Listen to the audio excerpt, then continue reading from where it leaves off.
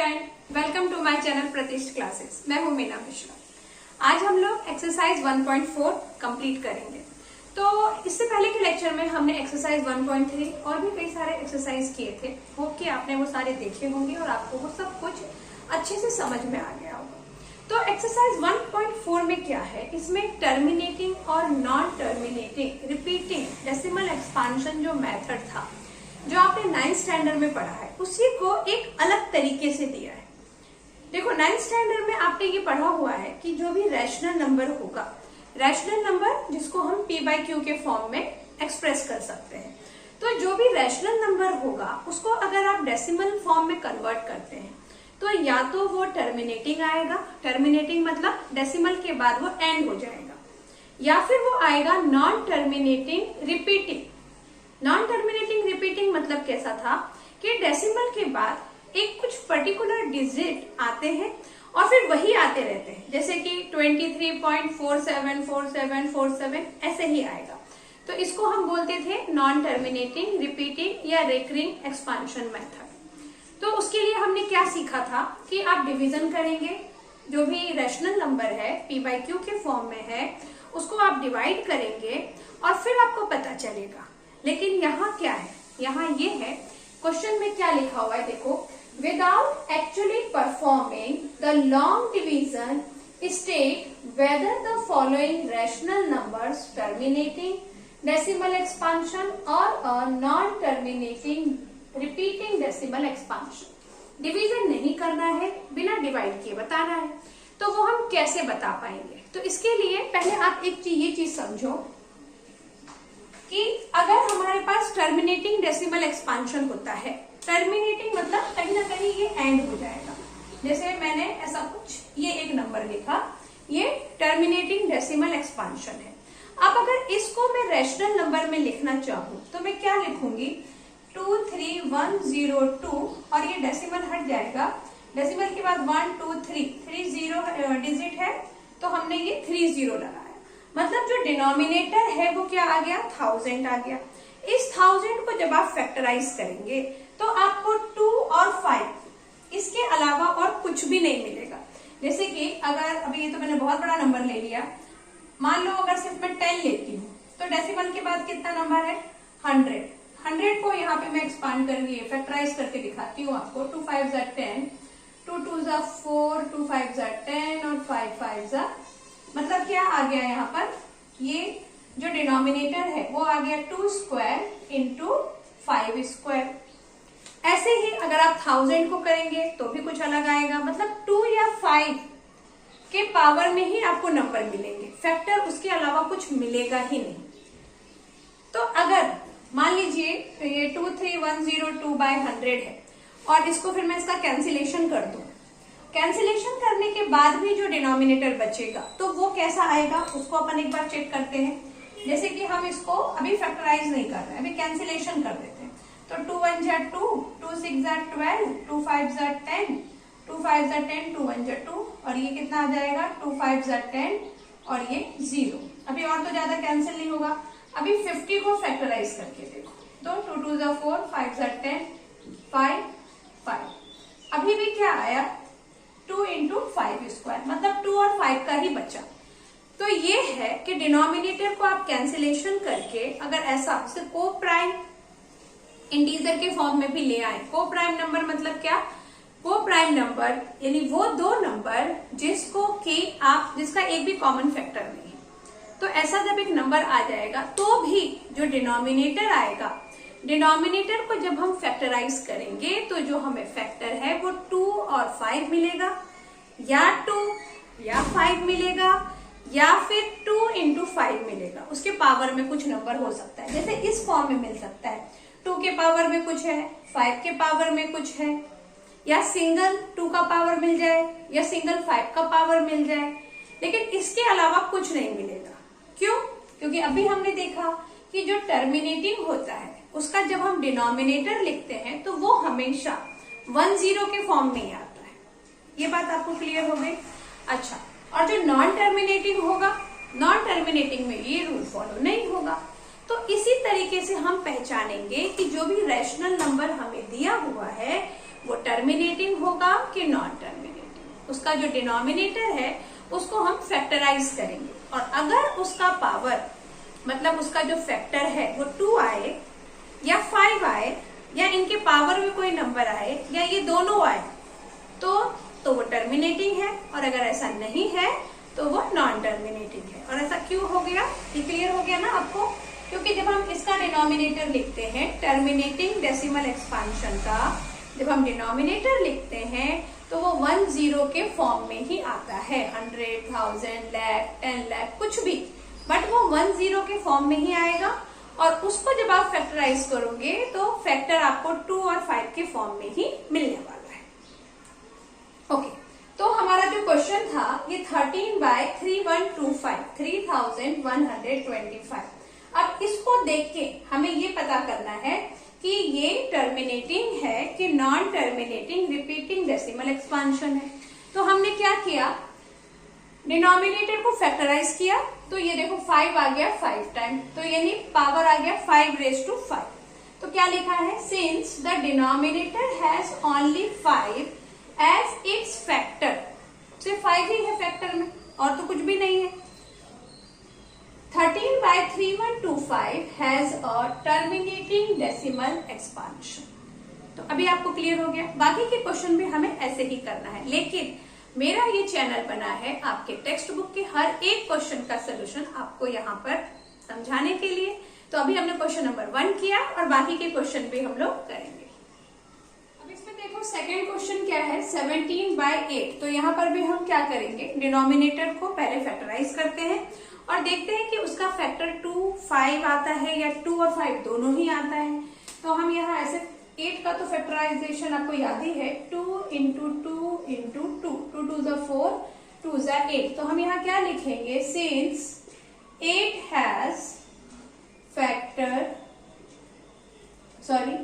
has 2 as factor, only 2 लिखो, only 2 as factor, therefore 17/8 has terminating decimal expansion, terminating decimal expansion। अब ऐसे ही जो second है 64/455, तो यहाँ अपन 455 को फैक्टराइज करके देखते हैं। तो यहाँ 5 लिखा है, 5 + 5 10, 10 + 4 14, तो 3 से तो नहीं जाएगा, 5 से डिवाइड करते हैं, 5 9 जा और 5 1 जा, 9 और 1 यहाँ ये जाना चाहिए 7 से, 7 1 जा 7, 7 3 जा 21, देन जाएगा 13 से। तो इसमें देखो 5 तो आया इसका फैक्टर, लेकिन 5 के साथ साथ कौन आ गया, 7 और 13 भी आ गए। तो ऐसा नहीं होना चाहिए, ओनली 2 या और 5 या फिर वो दोनों, बट उसके अलावा कुछ भी नहीं। तो यहाँ हम क्या लिखेंगे, 455 = 5 × 7 × 13। तो रीजन क्या लिखेंगे, since 455 has not 2⁻m × 5⁻n as factor, 2⁻m × 5⁻n। इसका मतलब ये हुआ कि m मतलब कोई भी एक नंबर हो सकता है और n यहाँ कुछ भी नंबर हो सकता है, नेचुरल नंबर कुछ भी हो सकता है m और n। तो चाहे 2 के पावर में कोई नंबर हो या 5 के पावर में कोई नंबर हो, तो इस फॉर्म में हमारा फैक्टर नहीं आया है, देयरफॉर 64/455 हैज क्या है, नॉन टर्मिनेटिंग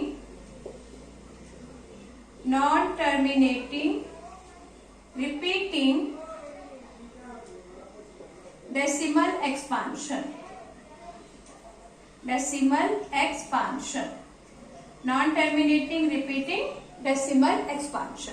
अभी नेक्स्ट क्वेश्चन क्या है, नेक्स्ट क्वेश्चन में है आपका 15/1600, नंबर 4 है 15/1600। तो यहाँ पर भी हम क्या करेंगे, 1600 को फैक्टराइज करेंगे क्योंकि डिनोमिनेटर ही हमें बता सकता है। अच्छा, एक काम और देखो कि 15/1600 को हम रिड्यूस भी कर सकते हैं। कैंसिल होगा ये, 5 से कैंसिल कर दो, 5 3 ज़ा 15 और यहाँ पर 5 3 ज़ा 15, 5 2 ज़ा 10 और ये 0, बस अभी नहीं होगा रिड्यूस, तो ये आ गया 3/320। अभी हम 320 को फैक्टराइज करेंगे, तो 0 है तो 2 से जाएगा, 2 1 जा 2, 2 6 जा 12, 2 8 जा 16, 2 4 जा, 2 2 जा, 2 1 जा, फिर 2 5 जा और 5 1 जा। मतलब कि 320 को जब हमने फैक्टराइज किया तो 2 1 2 3 4 5 6, 2 raised to 6 into 5। इस बार क्या आया, 2 भी है फैक्टर और 5 भी है फैक्टर, तो ये दोनों होगा तो चलेगा। तो इसका मतलब ये वाला जो एक्सपांशन है, ये कौन सा एक्सपांशन होने वाला है, टर्मिनेटिंग। तो हम यहाँ क्या लिखेंगे, since denominator has 2 and 5 as factor, therefore 15/1600 has terminating decimal expansion।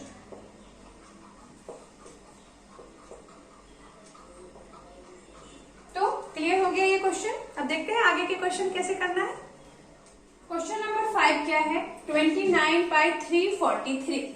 तो हम क्या करेंगे, जो डिनोमिनेटर है, यहाँ मैंने सारे क्वेश्चन एक साथ लिख दिए हैं।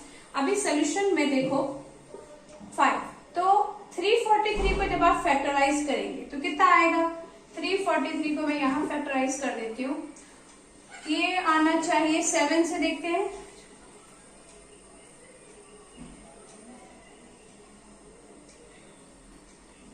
यहाँ आ जाएगा 7 4 जा 28, 7 9 जा 63, फिर 7 7 जा 14 एंड 7 1 जा 7। मतलब इसके जो फैक्टर आ गए वो आ गया 7 क्यूब। तो रीजन क्या लिखेंगे हम लोग, सिंस डिनोमिनेटर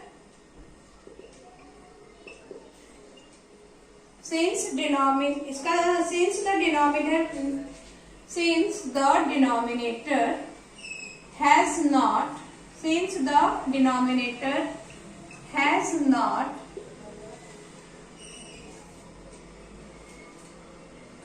तो क्या लिखा हमने यहाँ पर, since the denominator is not in the form of 2 raised to m into 5 raised to n, therefore this has non-terminating repeating expansion।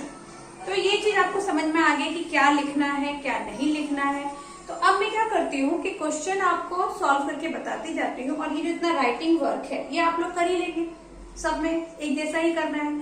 जिसमें अगर नॉन टर्मिनेटिंग आएगा तो नॉन टर्मिनेटिंग रिपीटिंग एक्सपांशन आएगा, तो हम ये लाइन लिखेंगे, denominator is not in the form of this, therefore it is non terminating repeating expansion. और अगर उसके फॉर्म में आता है तो denominator is in the form of this, therefore it is terminating expansion. सब में ऐसे ही लिखना है। तो देखते हैं कौन सा टर्मिनेटिंग होगा और कौन सा नॉन टर्मिनेटिंग होगा। अब हमने 5 तो कर दिया, 6 देखो, 6 में क्या है, इसमें हमें फैक्टराइज करने की जरूरत नहीं क्योंकि ऑलरेडी वो फैक्टर में ही दिया हुआ है। 2 क्यूब 5 स्क्वायर फैक्टर में दिया हुआ है, तो हम क्या लिख देंगे, यहाँ डायरेक्ट लिख देंगे, since the denominator factor of denominator is 2 and 5, या फिर हम ऐसा लिख सकते हैं, since the denominator is in the form of 2 raised to m 5 raised to n, therefore this is terminating expansion, this has terminating expansion। अभी इसमें देखो, यहाँ पे इसका जो फैक्टर है 2 5 और 7 भी है, तो ये क्या होगा, नॉन टर्मिनेटिंग रिपीटिंग। तो इसमें हम क्या लिखेंगे, since the denominator is not in the form of 2 raised to m into 5 raised to n, therefore this number has non-terminating repeating expansion। उसके बाद अब इसमें 15 को जब हम फैक्टराइज करते हैं तो आता है 3 और 5, 3 5 15, तो 3 और 5 आएगा। तो अगेन हम यही लाइन लिखेंगे, फिर आएगा 50 को जब आप फैक्टराइज करेंगे तो 2 और 5 ही आएगा। अभी हमने 50 को फैक्टराइज करके देखा था तो यही आया था, मतलब 2 into 5 स्क्वायर। तो हम क्या लिखेंगे, since the denominator is in the form of this, या since the denominator has factor 2 and 5 therefore it is terminating expansion। और 210 को फैक्टराइज करके देखते हैं कि क्या आता है। 210, 2 1 जा 2 5 जा 10, 2 5 उसे तो जाएगा नहीं, ये 3 से जाएगा, 3 3 जा 9, 5 जा 15, फिर 5 से और फिर 7 से। तो इसके फैक्टर क्या आ गए, 2 3 5 7, बहुत सारे आ गए। तो हम क्या लिखेंगे, since the denominator is not in the form of this therefore has non-terminating repeating expansion। तो आपको ये अच्छे से समझ में आ गया होगा कि कैसे लिखना है और क्या लिखना है। ओके, तो अभी फर्स्ट क्वेश्चन कंप्लीट। अब देखते हैं सेकंड क्वेश्चन। तो सेकंड क्वेश्चन क्या है, write down the decimal expansion of, किसका decimal expansion, those rational number in question 1 which have terminating decimal expansion। तो अभी जो हमने क्वेश्चन 1 सॉल्व किया, जिसका भी टर्मिनेटिंग आया था उसको अभी हमें सॉल्व करके दिखाना है कि इसका डेसिमल एक्सपांशन क्या होगा। तो अभी तो मैंने 2 ही लिखे हैं और इसके बाद हम बाकी के भी करेंगे जिसका भी टर्मिनेटिंग आया था। 13/3125 9th में आपने बहुत अच्छे से किया हुआ है, और क्या ही होगा, अगर भूल गए हैं तो अभी देख लो कि कैसे करना है। 13/3125, 13 को 3125 से डिवाइड करेंगे। अच्छा, एक बात याद रखो, कभी भी कितने बार क्या होता है कि मिस्टेक हो जाती है, हम ये सोचते हैं कि जो बिगर नंबर है उसको अंदर लिखना है, जो स्मॉलर नंबर है वो बाहर आएगा। ऐसा कभी नहीं सोचना है। न्यूमरेटर हमेशा अंदर होगा, डिनोमिनेटर हमेशा बाहर होगा, चाहे वो बिगर हो या स्मॉलर, ये याद रखना है। अच्छा, इसको डिवाइड करेंगे तो यहाँ तो हमारे पास कम है, तो हम क्या लगा दें, डेसिमल लगा के 0 0 लिख दें और फिर सॉल्व करें। तो 3125 है तो 2 डिजिट से काम नहीं बनेगा, 4 डिजिट से भी काम नहीं बनेगा, हमें कितना लेना पड़ेगा, 5 डिजिट लेना पड़ेगा। तो उसके पहले देखो 13 के साथ, 13 से तो हुआ नहीं तो हमने लिख दिया 0, फिर आ गया ये डेसिमल, फिर हमने लगा दिया। अब इससे भी काम नहीं बनेगा तो भी एक 0, इससे भी काम नहीं बना तो भी एक 0, मतलब पहले हमने 13 लिया, डिवीजन नहीं हो पाया तो हमने लिखा 0, उसके बाद ये बीच में आ गया डेसिमल, वो हमने यहाँ पुट कर दिया। फिर अगर हम ये 0 भी ले लें, 130 भी ले लें तो भी डिवीजन नहीं हो पाएगा, तो हमने लिखा 0। अगेन ये 0 भी जब हम ले लेंगे तब भी डिवीजन नहीं हो पाएगा, तो हम यहाँ लिख देंगे 0।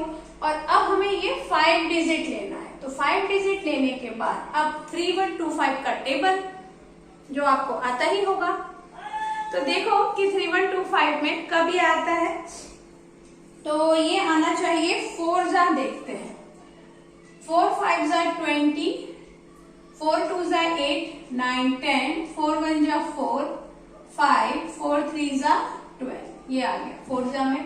तो ये 0 0, 10 - 5 is 5, 3 - 2 is 1 और ये 1 - 1 is 0।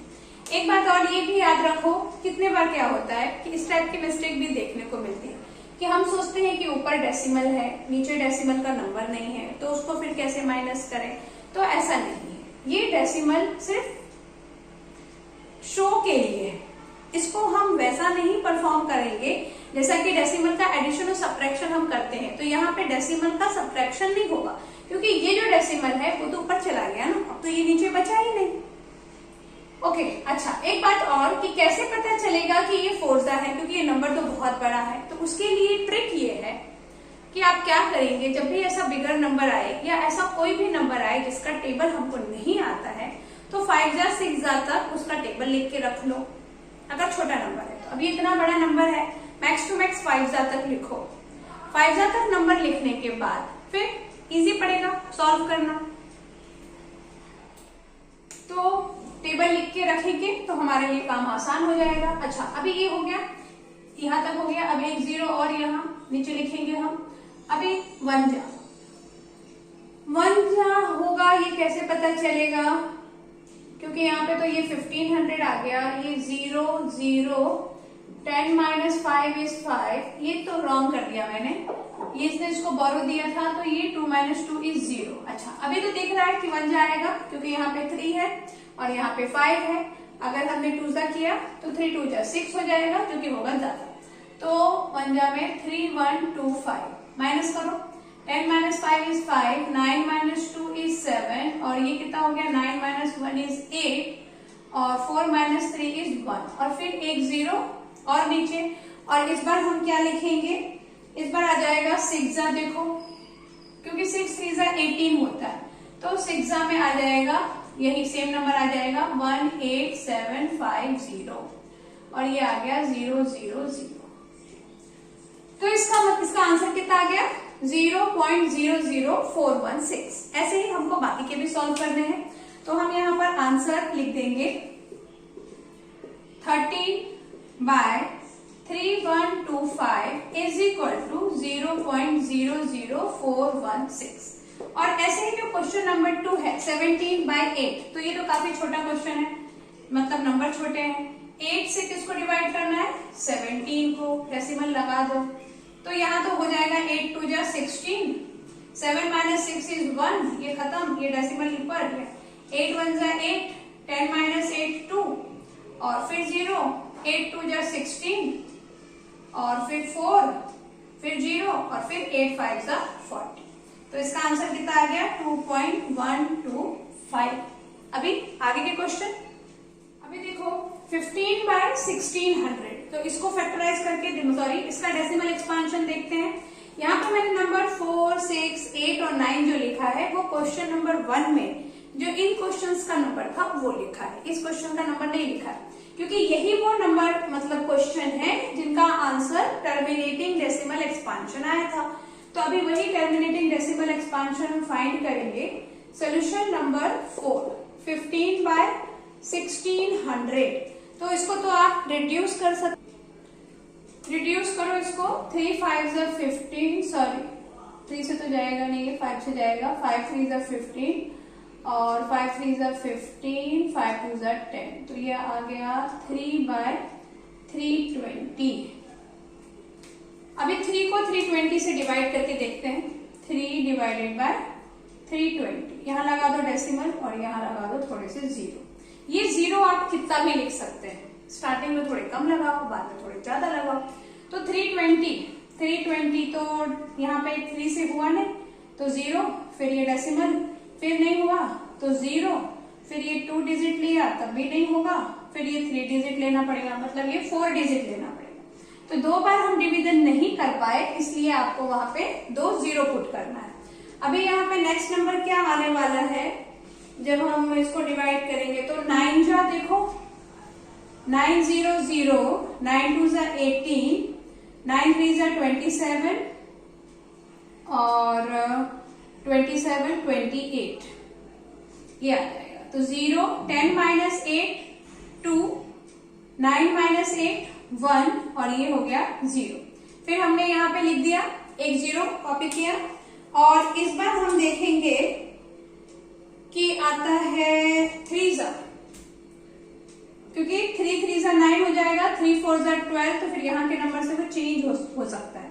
3 0 0, 3 2 जा 8 और 3 3 जा 9, 10 0 10 माइनस 8 2 और ये 11 माइनस 9 2 और ये क्या हो गया खत्म 220। अगेन यहाँ पे 0 तो था नहीं और 0 लगा दो, यहाँ हमने 0 लिखा तो 2200 है। तो अभी क्या आ जाएगा, हमने 9 3 ले लिया, अब 7 7 0 0, 7 2 जा 14 और 7 3 जा 21, तो एक हो गया ये 22, ये तो ज्यादा हो गया। 7 0 0, 7 2 जा 14 और 7 3 जा 21 और ये 22, यहाँ पे फिर काम गड़बड़ हुआ है। 10 माइनस 8 9 10, यहाँ थोड़ा काम गड़बड़ हुआ है, यहाँ मैंने 3 2 जा 8 लिख दिया, जबकि 3 2 जा 6 होता है। 10 माइनस 6 हो गया 4, तो अब ये नंबर आ गया। अच्छा यहाँ पे मैंने आपको बताया था कि अगर आपको टेबल नहीं आता है तो आप 5 जा तक लिखेंगे तो काम हो जाएगा, लेकिन यहाँ देखो 9 जा तक चला गया, तो देख लेना, अगर 5 तक नहीं आता है तो पूरा 9 तक टेबल लिख लेना, तो काम फिर भी वो इजी पड़ेगा। अब इसको जब आप माइनस करेंगे तो 10 - 4 6 और 3 - 2 1 और ये 0, फिर एक 0 ले लो और इस बार चला जाएगा 5 क्योंकि 5 3 15, तो 5 0 0, 5 2 10, 5 3 15 और 1 16 और ये हो गया खत्म। एक और तरीका ये है जो मैंने इससे पहले की वीडियो में भी आपको बताया है कि जैसे मैं 5 ले रही हूँ। 5 क्यों ले रही हूँ? क्योंकि यहाँ पर 16 है, तो लास्ट में अगर मैं 5 को 3 से मल्टीप्लाई करूंगी तो 5 3 15 आएगा।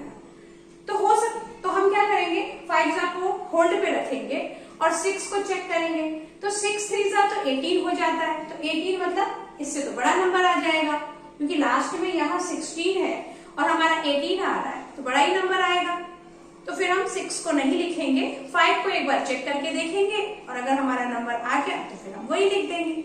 ऐसे ही बाकी में भी लिखे गए हैं। जैसे यहाँ पे देखो 2400 है और यहाँ ले लिया हमने 7, अगर हम ले लेते 8 तो 8 3 24 हो तो जाता, लेकिन यहाँ 8 3 24 होता, बट 8 2 16 ये भी होता।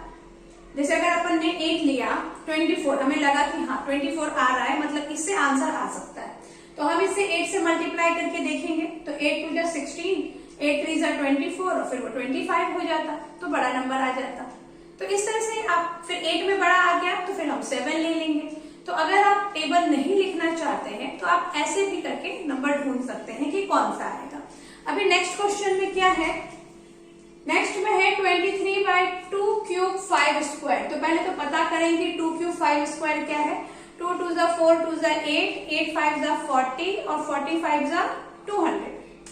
मतलब सोल्यूशन ऑफ क्वेश्चन नंबर 6, तो यहाँ पे 23/200 और 223 को डिवाइड करेंगे। ये तो काफी आसान है, बिना टेबल लिखे भी हम कर सकते हैं। 0.23 को हम डिवाइड नहीं कर पाएंगे 200 से, तो 0 पॉइंट, और ये 3 डिजिट से कम बन जाएगा, इसके लिए हमने डेसिमल के बाद 0 नहीं लगाया।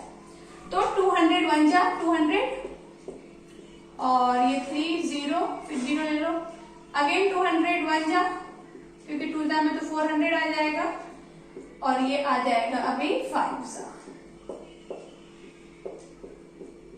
तो आ गया इसका आंसर कितना, 0.115। और जो नेक्स्ट है 8, 6/15 है, सोल्यूशन नंबर 8 6/15। तो ये भी बहुत आसान है, 15 से 6 को डिवाइड करना है, तो इससे नहीं हो पाएगा 0, फिर आ गया डेसिमल और 15 4 जा 60, बाकी के 0 की जरूरत ही नहीं पड़ेगी, खत्म। आंसर आ गया 0.4। अभी एक लास्ट जो बचा है 35/50, उसको देखते हैं कि कैसे करना है। 35/50 सोल्यूशन नंबर 9।